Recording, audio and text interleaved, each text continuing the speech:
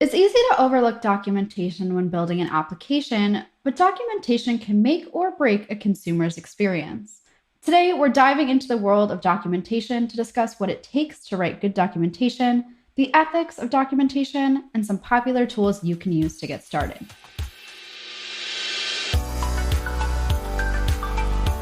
Welcome to the Ladybug Podcast. I'm Kelly. I'm Sydney. I'm Allie. And I'm Emma, and we're debugging the tech industry.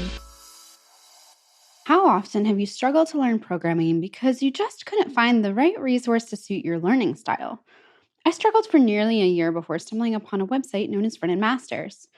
I've been a long-time paid user of the online learning platform simply because I find the courses to be comprehensive and beginner-friendly.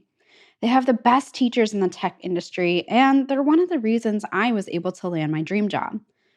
With Friend and Masters, you can learn web development, responsive design, backend development, animations, testing, algorithms, data structures, and more.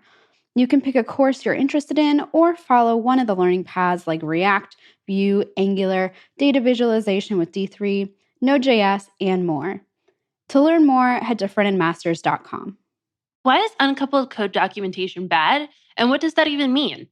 At Swim.io, they believe developers deserve code documentation that they can trust.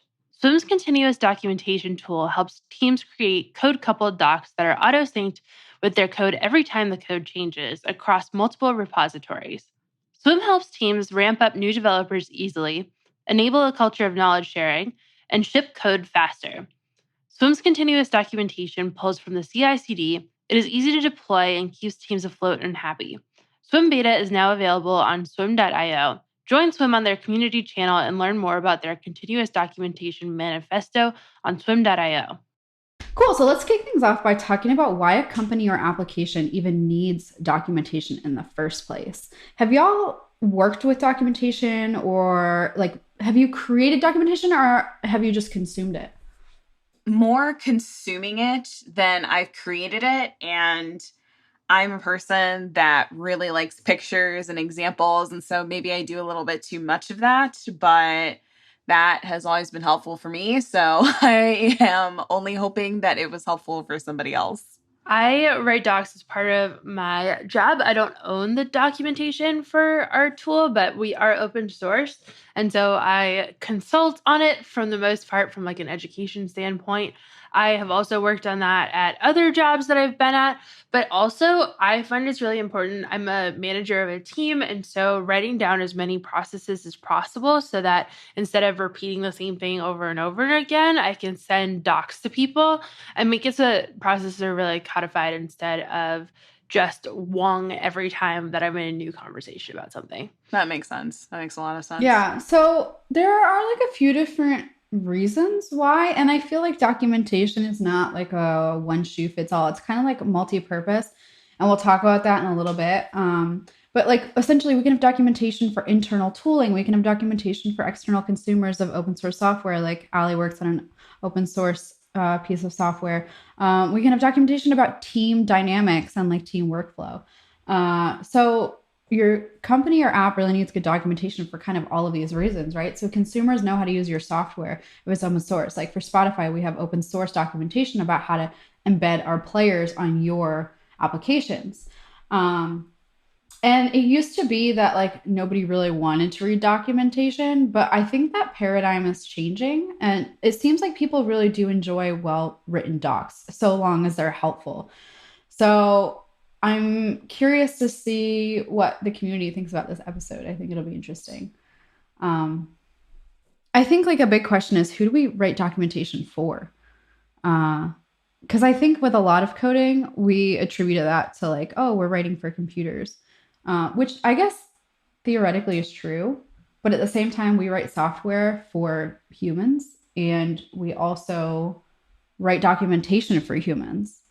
Right. Like you have to think about it as like, remember, the computer is not the smart one. You are. And you're going to have to somehow like translate that so the computer is able to do like whatever you're wanting it to do, whatever software that you're wanting it to do. So it's those like step-by-step instructions to have to like go through and like get processed for the person, for them to write the software, for them to write the program, so the computer or whatever it is can be successful. Yeah. Yeah. I also think it's important to state that the docs are for people, not computers, but it's also important to think that those docs are for a specific subset of people usually. And you need to think about who the consumer of those documentation are. Like, what context do they have coming into it?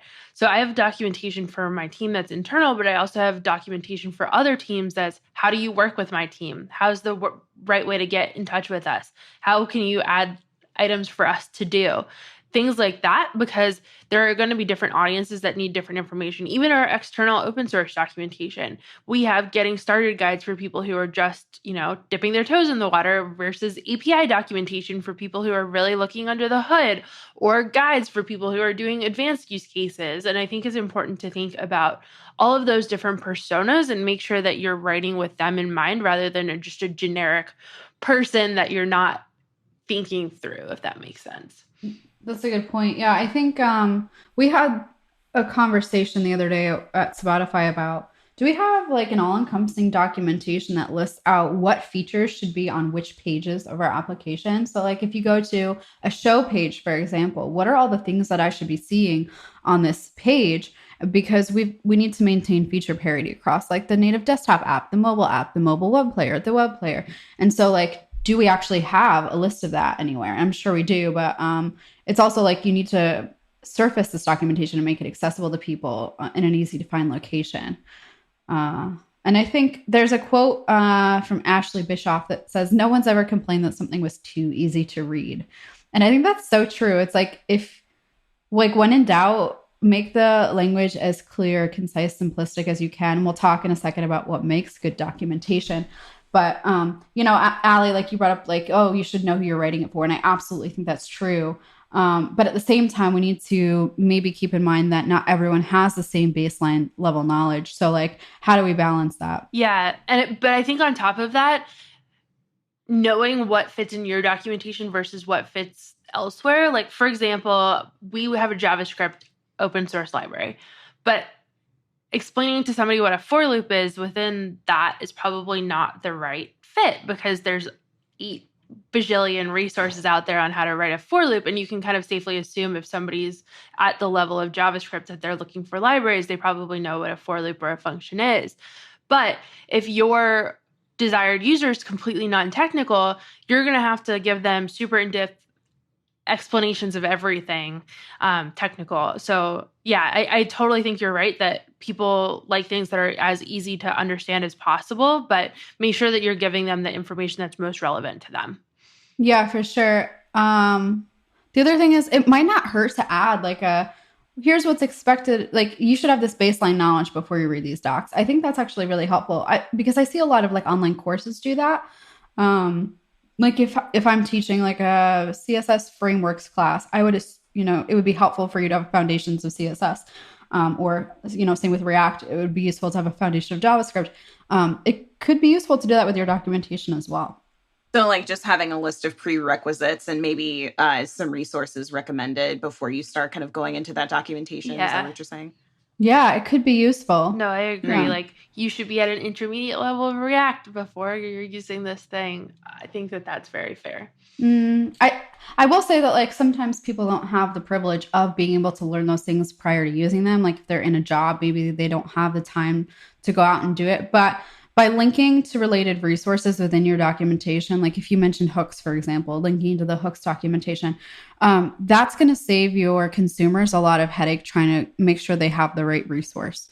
And I guess this kind of leads us into like this conversation of what makes documentation good, because I do think linking to relevant resources is definitely a good one. Yeah, I think personally one of the most important things is making it so that it's very easy to navigate and there's a consistent information architecture where the there's either a search functionality or there's a hierarchy of information. The way that the navigation is structured allows you to actually find what you're needing. And I think there's a lot of ways to measure whether people are finding what they're needing. Maybe having some sort of thumbs up or thumbs down at the bottom that's like, was this helpful? Or a comment box like, did you find what you actually needed on this page? I think all of those types of things can make it so that your docs are continuously growing and continuously being updated to be most relevant to whoever's consuming your docs. Absolutely. One other thing I notice in docs sometimes is that they include proprietary language or acronyms. I've had this issue at like all previous companies I've worked at where sometimes we have an internal name for something and we let that leak into our documentation. And it's like our consumers and customers have no idea what that means and it's not relevant to them. So just ensuring that you're stripping out all of that proprietary language. And on top of that, making sure that you have inclusive language as well, like making sure that you're able to reference clear and concisely, like what exactly is going on with this particular step, as well as not saying that anything is easy or simply do this or uh, gauging a scale of like how difficult that a specific task might be, because that's up to the person actually consuming the documentation to actually decide for themselves.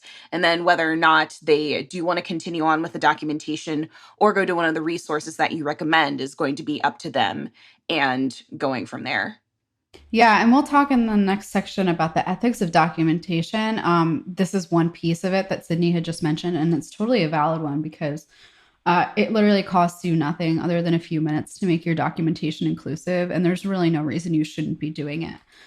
Um, and I think another thing that I've noticed to make things inclusive for non-native English speakers is to make your passages clear and concise. So trying to strip out all the redundancy or the run-on sentences. There's an app called Hemingway that you can use to ensure that your writing is really clear and it helps remove bloat.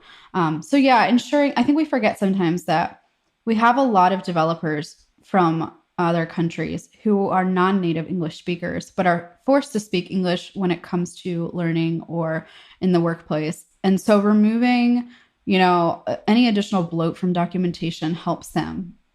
That definitely makes a lot of sense. Sometimes I need to be a little bit better on when it comes to my writing. As much fun as being an English degree person is, I definitely am very much so a person that will put in redundant language. Like even me speaking is the thing where I'm like, I'm saying things way too much. It's way too many run-on sentences. I need to be very clear and concise. So I will definitely start using Hemingway. That's not a bad resource at all.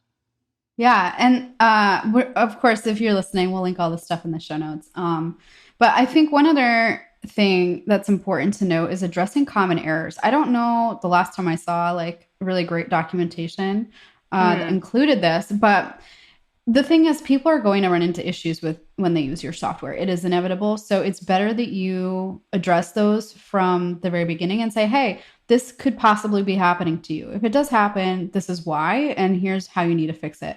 I don't know. Have y'all come across that at all when you're looking at documentation? I was actually gonna ask you, like, how would you like categorize that like in documentation? Because no, I don't particularly see that all of the time where it's more like I have to go like Google if something happens, of course, like using our Googling skills to actually like solve the problem. And I'd say 9 times out of 10 I'm able to figure it out and solve the problem and then kind of go back to the documentation. But how do you think it would be beneficial for people to actually put that into documentation, like step by step, like through the actual steps that you're putting into the documentation, and say like, okay, if you get this problem, like kind of a fork in the road, if you're getting this problem, then you do this. If you get this problem, you do that, and then kind of go back to whatever the steps are. How do you guys I think in context is a great way to do it if applicable, but there's no harm either in having like a troubleshooting section of your guide that's like, here are the most common problems that we've seen from pull request or issues in our repository. Because often, like, yeah, to your point, I'll just go Google the error and have to search through like Stack Overflow or open or closed issues on the repo, and it can just be like overwhelming. Yeah, So I think this brings up a couple of good points for writing documentation. So the first one is that if you see an issue keep coming up, that's a really good sign that it's not clear enough in your documentation that that thing is the way that it is. So make sure to include that and have it so that it's searchable as well. So like I think SEO is actually a really big part of creating good documentation. You want your stuff to be findable. If somebody Googles something, they should be able to find the answer for that thing in your documentation. And so make sure to be optimizing for that when you're writing your docs. The other thing is that error messages are a huge part of developer experience. And so if you can make it so that your error message is the actual thing that's like, okay, you can read in the documentation about common issues with this here, or if you can almost solve their error within the error message, that's really great developer experience and will make them more likely to use your thing. And so I think that falls into documentation, but it can also fall into the library and the code itself. So it's kind of a mix. Absolutely.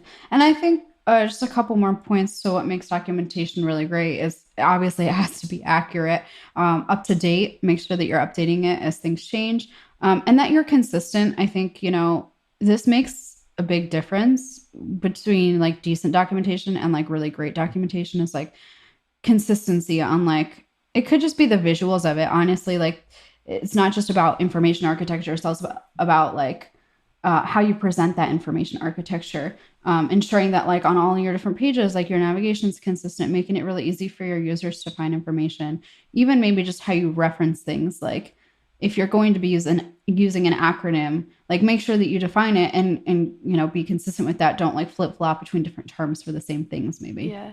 And I think on the creator of documentation side, there are ways that you can ensure these things. So one is a joint ownership model of the documentation. And this is what I've seen at actually a lot of companies. And that is that the engineer working on the feature writes the first iteration of the documentation and updates the documentation to match the new feature that they're creating or any type of changes that they're making to the library. So if they're changing something that changes the documentation, they should be also writing the initial form of the documentation. But then there should also be a documentation owner who then goes through and combs through that and makes sure that the tone is consistent for the documentation, that it has the appropriate amount of detail, that it has the good practices that you've set out for your docs in the first place. And this is what I've seen a lot of really successful documentation teams doing, that somebody is writing this feature. And so when they write this feature, the documentation is part of the feature. They should own that when they're doing that. But then also making sure that somebody has the high level overview of making sure that everything still is consistent and good quality. Absolutely. And then I guess there's a concept of long form and short form. Which one of you wants to explain that? So I think that there should be a combination of formats in your documentation. So long form guides that show you how to put the different things together, and potentially even like end-to-end tutorials that you have in your docs. And the reason that differentiates from a third-party blog post is that it's updated. Most of your third-party blog posts are not going to be updated, but everything in your docs should be updated. And so people can go to those long form tutorials of sorts in your documentation and know that they're up to date. And then also there should be short form documentation so that if somebody Googles something, they can find the answer really quickly without navigating through a whole entire blog post. They have that answer right then and there. And those are usually API documentation or shorter form pieces of documentation that you'd have as well. And so I think having a combination of those things is really important so that different users at different points in their journey can find their answers quickly and efficiently. It's very clear to me that Allie's a teacher. Right?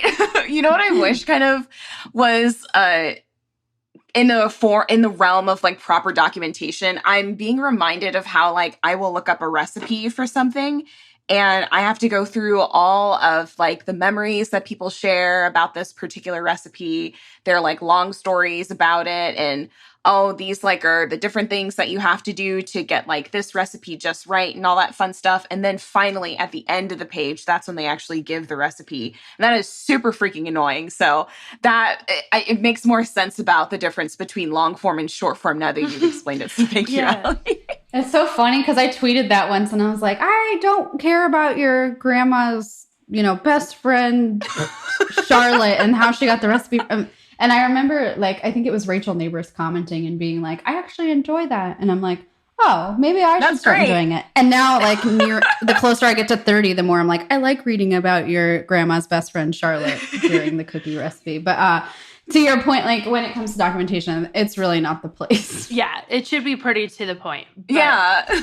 Also, and not have a huge amount of framing. Not each article should be standalone not standalone. All of the different pieces of documentation should be woven together so that people can find exactly what they're looking for. You're not restating what the thing is a bajillion times. You're not explaining how to create a hello world in it at the top of every single page of documentation. You don't want any of that, but you do want to link to those things so that people can get started if they need to.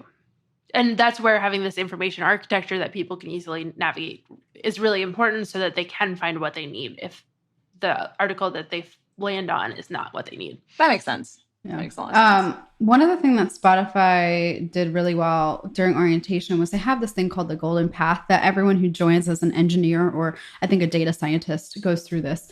And essentially it's a series of tutorials where you choose your primary domain, whether that's web, backend, data viz, any of those areas. And they have a guided step-by-step tutorial on how to build a full stack Spotify application from, building it using our design system to deploying it internally.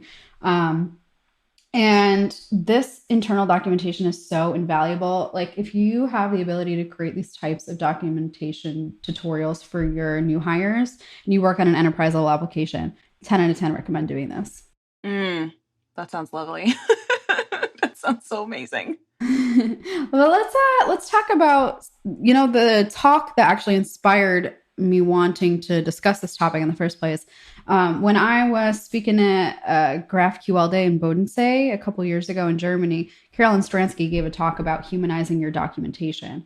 And we're going to link it in the show notes. The talk is really, really great. And let's go through a couple of these points now. As Sydney had mentioned earlier about using inclusive language, but what does that actually mean? I think the first is about gender. I think this is kind of a big issue within programming communities about using gendered language. So here's an example. If the programmer wishes to uphold the invariant, he must satisfy the function's preconditions. Using he as a pronoun. It's not necessary when you're writing documentation. And is it going to prevent someone from being able to successfully use your software? No. But is it going to be a better consumer experience if you're inclusive to everyone? Yes, absolutely. And it costs you literally nothing to change that pronoun. So that, in terms of gendered language, just take a quick look through your documentation and ensure maybe you're using they, or that you're switching up pronouns, for representative of the entire community and not just sticking with one. And you don't even, I think that the use of pronouns, they is a great way to start, but even just like as the developer must satisfy the function's preconditions. Like we don't even have to like include the pronoun of a person in the first place. Just having like the title of like what the expectation is of the person should be doing that is like using the documentation could be useful as well. I think it makes it less professional too when you're talking. And was it? Yeah. I don't even know. Third person. I don't even know. Like when, like first person and third person can kind of make your writing seem a little bit more informal. And documentation most of the time is considered like a professional environment. So yeah, to Sydney's point, maybe let's just not use pronouns at all and keep it very much. What would you even call that? I don't know. I don't know what it's called. It's like when you don't use pronouns at all. Yeah, I don't know. Is it called passive voice? I don't know. I'm not an English major, but no, it wouldn't be passive voice, but just trying to avoid situations where you would use pronouns in the first place. There was a lot of discussion around problematic or racist language in the programming community a little while back, only a few months ago, specifically when they were talking about master branch on GitHub, and there was, a big push to change it to main branch. So ensuring that your documentation is inclusive and non-racist in language is a very like it's a quick way to make everyone feel included. So as opposed to using master and slave, use primary and replicate instead. Or as opposed to using whitelist and blacklist, use an allow list and deny list instead. And like I saw this conversation around whitelist and blacklist specifically that was saying like, well, it's not inherently racist. But the argument is like, it might not be inherently racist, but what it's doing is associating whitelist with good and blacklist with bad, or white with good, black with bad. And like, if you can make your documentation inclusive, there's no excuse not to. So use allow list and deny list. How do y'all feel about that? My eyes are rolling in the back of my head right now. Like, it's really interesting how people like still use the term slave as like another like branch from the master. And honestly, I didn't know that that was a thing until a couple of years ago. So it was just like, oh, well, that I kind of understood the connotation, but after like just like reading some other articles about it, and it was just like, oh, okay, well, I guess that we're not going to be using that language anymore, at least not in my presence. So that's it's. I don't understand the need, and I'm not really sure like where that originates from, but it's kind of hilarious and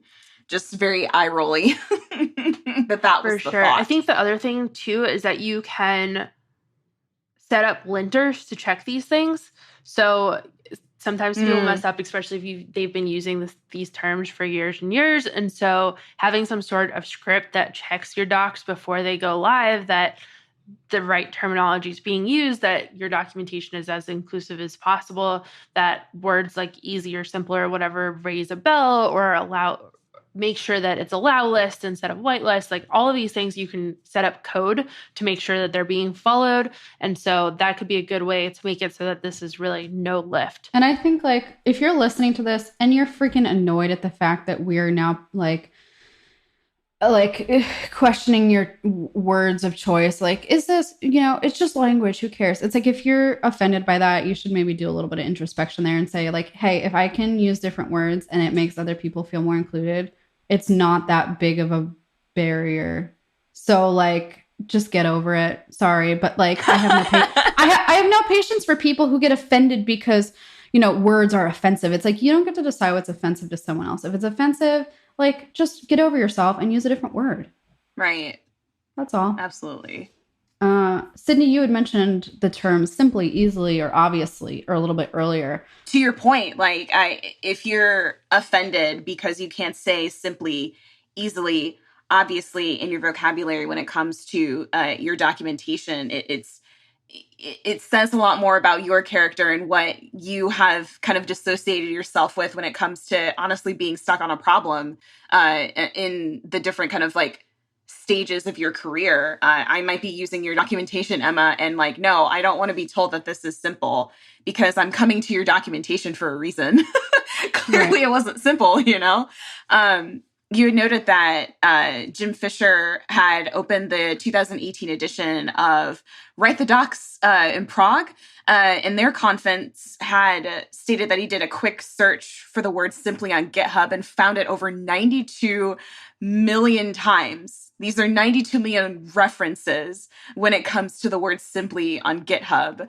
And that's really crazy. That's really mind-blowing that people are still kind of not in that mode of that like learning and curiosity and being empathetic to people that are really just trying to find the answers that they seek without having to feel like they are inferior somehow because they have to look, because they have to do the Googling, do the research that they need to on GitHub. And just on any level, you've needed to research and do something with documentation before. So I will fully admit that I get super offended and frustrated with myself and with other people when you give me a solution and it's you simply do this and this is really easy. I wouldn't have come to you in the first place if this was fucking easy. Yeah. Just period. I catch myself a lot. It's something I've had to strip out of my vocabulary because it's just second nature. It's just very colloquial language, I think. And it's a conscious choice that we have to make to strip that out. Yeah, and I think even going beyond that from a documentation perspective, your documentation should be very fact-based and to the point. It shouldn't be like a narrative. It shouldn't be your marketing. And so you just don't need easily or simply, because you're not trying to sell this to somebody. You're just trying to show them how to use it. And so it's just fluff, I would say, into your documentation. So it's not good from an inclusion perspective, but also it's just not needed from a good quality documentation perspective. Well, if all of this sounds like a lot to remember, Carolyn actually created a language linter called Alex, and it's meant to catch insensitive or inconsiderate language. So we'll link that in the show notes. And there's also a website called Self-Defined. I think it was created by Tatiana Mack, and it's a modern dictionary for language. So its goal is to provide more inclusive, holistic, and fluid definitions to reflect the diverse perspectives of the modern world. So if there are any terms that are, problematic or harmful, you can generally go there and see why. And there are different labels for like ableist language or sexist language and things of that nature. So again, highly recommend checking those out. Great. I'll definitely be using that. Let's talk about code, because a lot of times we're writing documentation with code snippets, and I just want to list off a couple of things that are important to keep in mind. I see this often, as on Twitter a lot, where people post images of code snippets and not have an alt tag or not have a link to like an accessible snippet, which is annoying for, copy and pasting purposes, but it's also annoying for people who rely on screen readers to analyze images. So anytime you have text inside of an image, it's just bad practice for accessibility. But, at the very least, you should be including a link to an accessible snippet. So ensure that you're doing that. Your code snippets really should never be screenshots. You can use the code HTML tag for inline code and the pre-tag for blocks of code. So that's just a really quick win in terms of accessibility there. But one other thing I didn't think about that Carolyn mentions in her talk is to use descriptive variable names.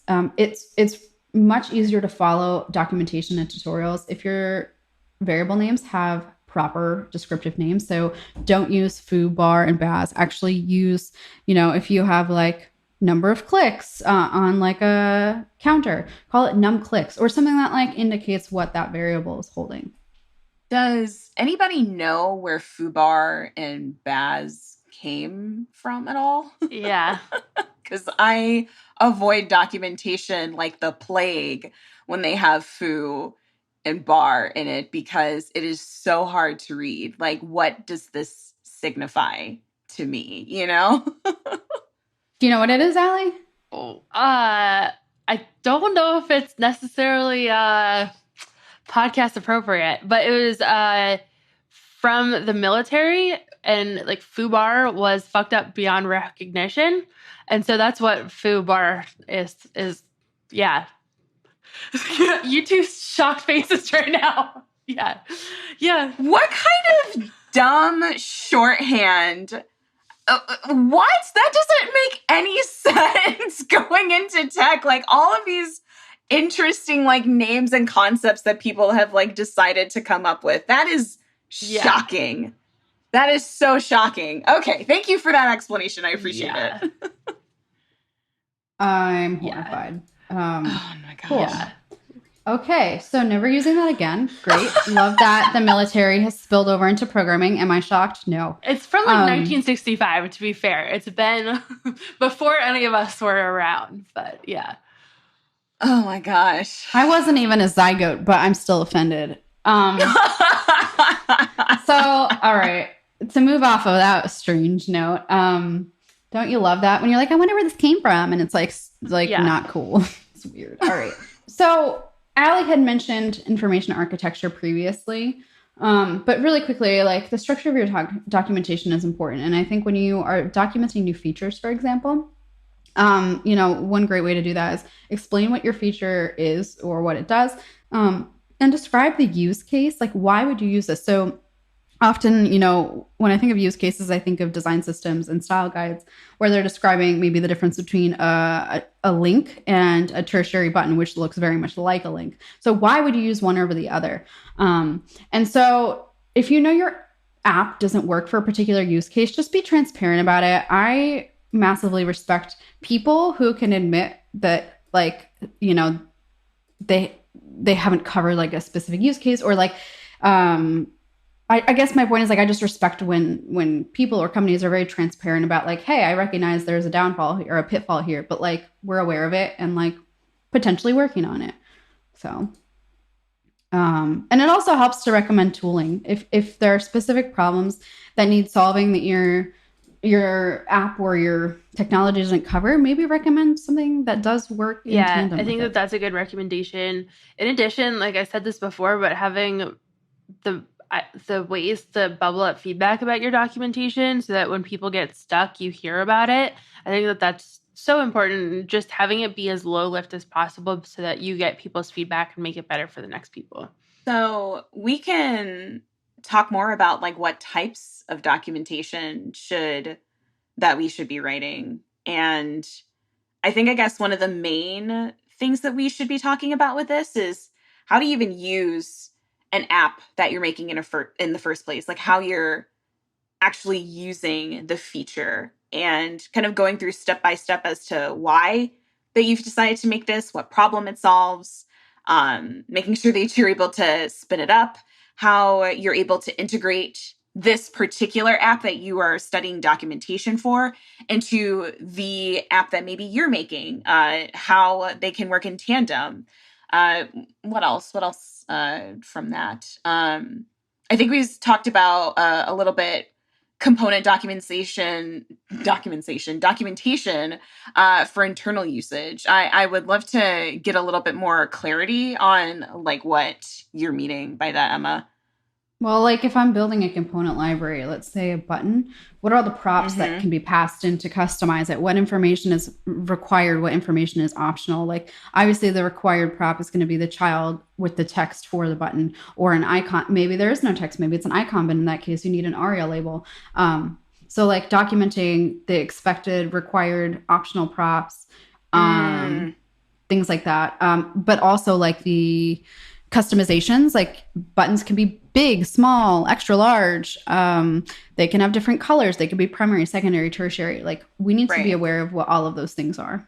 right. Okay, so having a place where you're able to see like all of the default kind of like settings of what actually like is going on when it comes to like that particular app that you were researching documentation Mm. for.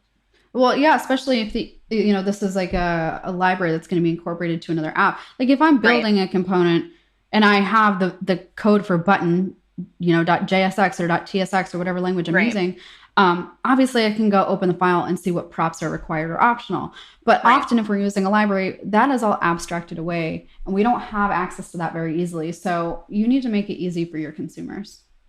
Okay, that makes a lot of sense. That makes a lot of sense. Did you have anything to add to that at all, I Allie? think this is a pretty good overview of having guides on how to use the thing, why you should use the thing, how to integrate common technologies with your thing, and then having API documentation, which I think kind of covers the component documentation. That's actually, what are the different options Mm, for this? How do you drill down? What are the possible permutations that you could do of this thing? And then having right. internal documentation is so important too for your team, how to work with your team, what your team does for your team, on your processes. All these things are so important. Like I work for obviously a very large company. We have an internal Google or like Right. how you search for internal documentation on things. So I can definitely speak to that and it That being is so really nice. helpful. And we have like wikis on everything. And it's so necessary when you scale into a bigger and bigger company. And when you work for a startup, usually there's no documentation on anything. And so you're just winging it. But I think writing things down is one of the most important ways that you can scale and allow people to replicate what you're doing, but also just to learn and to make things really systematized and scaled. Because like that's super dangerous to have all that stuff in your head.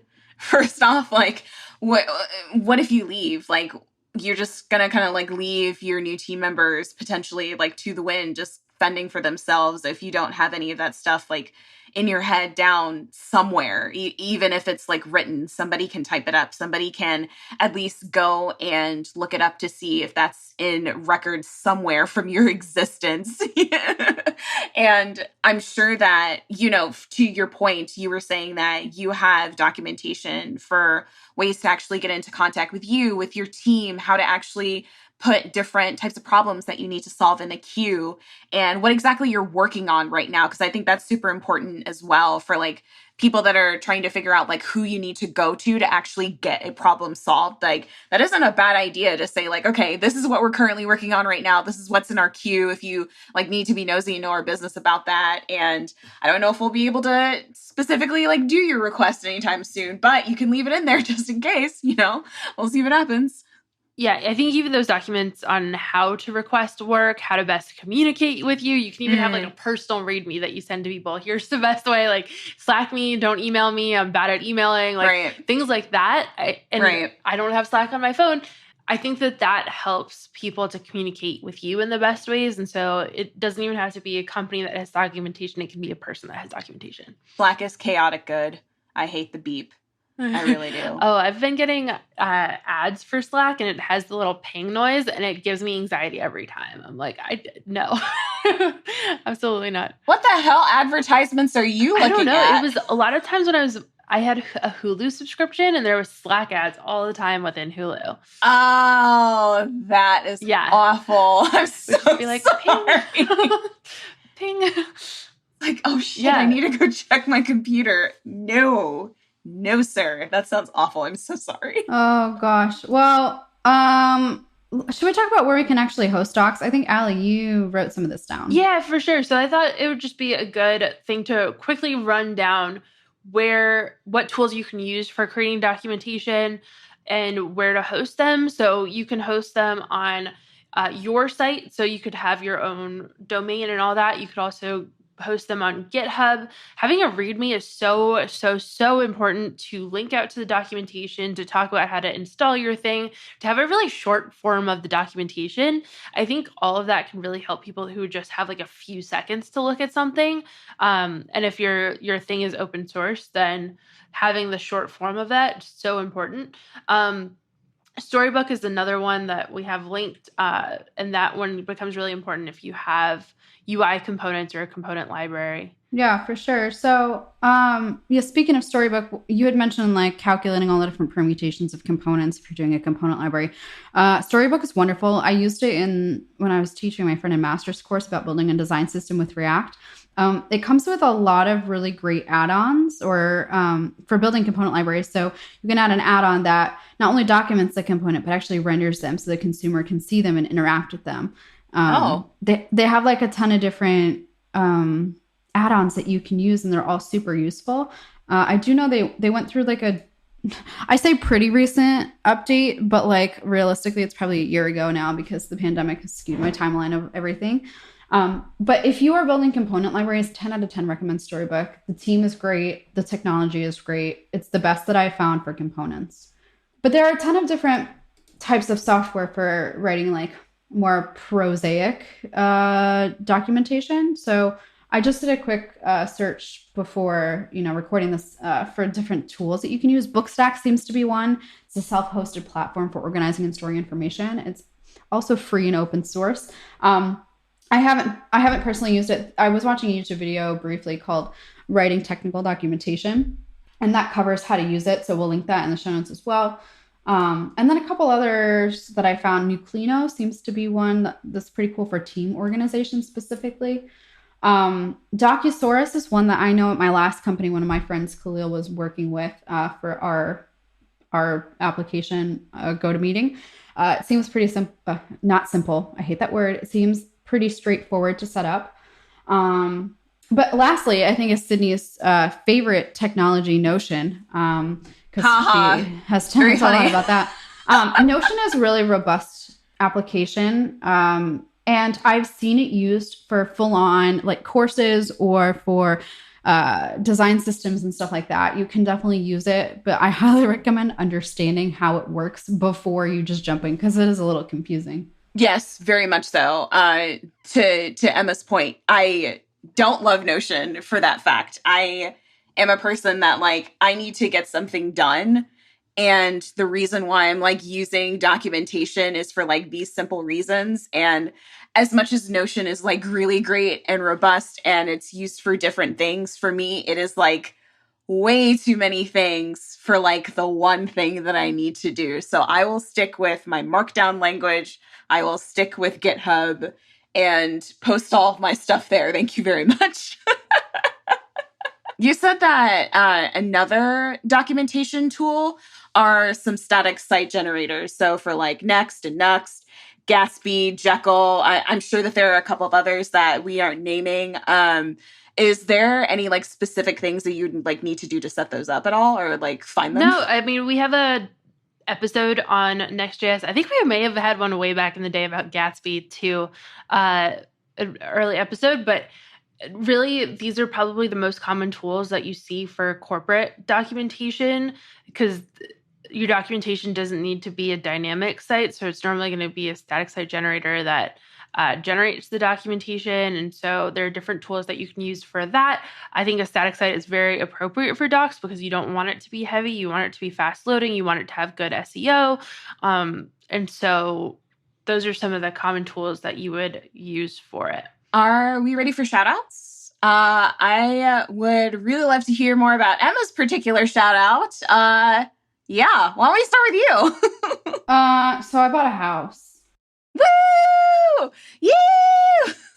And I'm living in that house. So now I can fill it with 12 kids. Kala is very much against that idea because in Sweden, generally, if you have more than 2 children, it's strange. But yeah, I'm adamant we're going to have 12. So I am prepared. That's good to know. It is a lot. Wait, have we seen pictures of this? Have we seen pictures yet? Or did I miss them? I think I posted a couple, but like we're still unpacking. Like all my clothes are still on the floor. That's fair. They are now cat beds. I'm going to go stalk your Twitter then. How about that?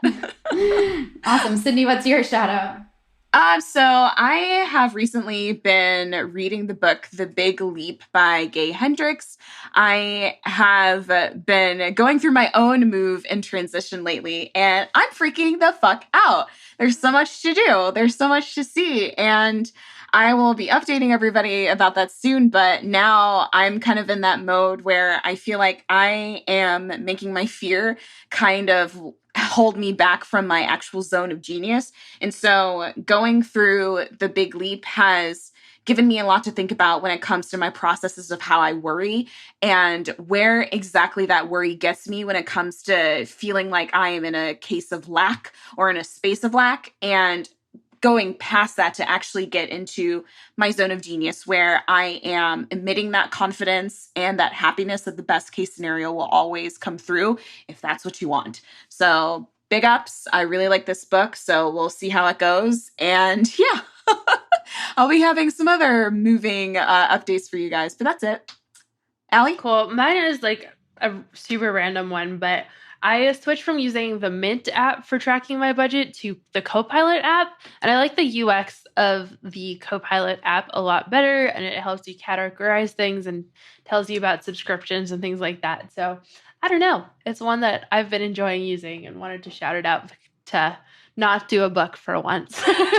That's awesome. Cool. Well, speaking of books, I couldn't think of anything relevant to give away for this. So I'm going to be giving away a copy of Hello World by Hannah Fry. I just finished it, and it's one of the best technology books I've read to date. And it's all about being human in the age of algorithms. It's very fascinating. And she, in the book, talks about like art. So like movies and music and how, AI has impacted that. And she talks about cars and the justice system. And it is incredible. And anyone who works in tech absolutely needs to read it. So that's what I want to give away. And if you liked this episode, tweet about it. And we are going to pick one tweeter to win a copy of Hello World by Hannah Fry. We post new podcasts every Monday. So make sure that you are subscribed to be notified and leave us a review. I guess with that, I hope you all have a great day. Thanks. See you guys soon. Bye.